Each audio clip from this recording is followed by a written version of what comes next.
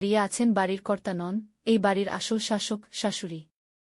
তার পরনে হালকা রঙের শাড়ি, চোখে কঠিন দৃষ্টি, মুখে অভিজ্ঞতার ছাপ। তার সামনে এক লাইনে দাঁড়িয়ে আছে ৫ জন নারী।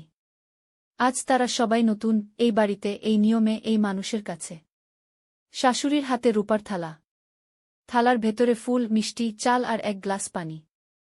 তিনি এক এক করে বুদের দিকে তাকান, যেন শুধু মুখ না, মনের ভেতরটা পড়ছেন। তিনি ধীর কণ্ঠে বলেন, ভিতরে আয়। আজ থেকে এই বিল্ডিং শুধু ঘর না, দায়িত্ব। প্রথম বউ পা বাড়ায়। সে বড় ছেলের স্ত্রী, মুখে আত্মবিশ্বাস, চোখে হিসাব। দ্বিতীয় বউ একটু থামে, সে সব বোঝে কিন্তু কম বলে।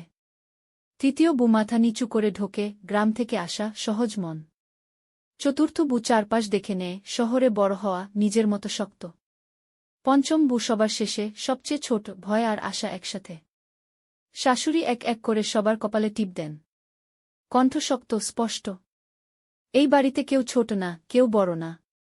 যে ভুল করবে সে ভুলই হবে। সেই কথার ভেতরেই লুকিয়ে থাকে আগাম দিনের সব হিসাব। একই বিল্ডিংয়ের ভেতরে ৫টা সংসার শুরু হয়। একই রান্নাঘর, একই ফ্রিজ, একই গ্যাসের চুলা।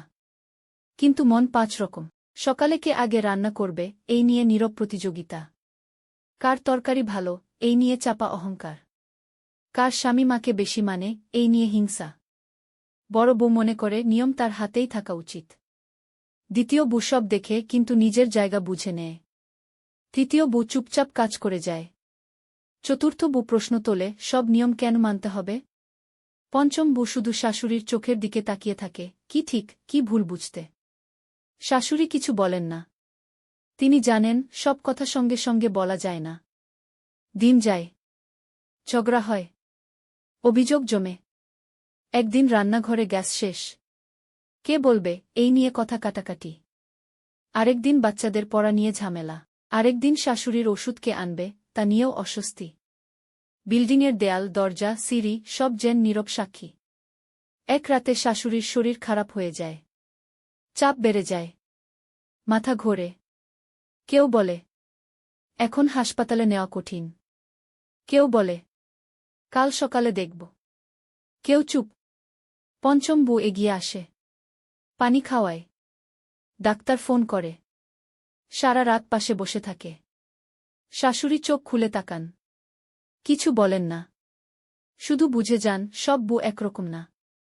এরপর থেকে তার ব্যবহার বদলাতে থাকে। তিনি শুধু শাসন করেন না, ব্যাখ্যা করেন। একজনকে বলেন, বড় হওয়া মানে দখল না।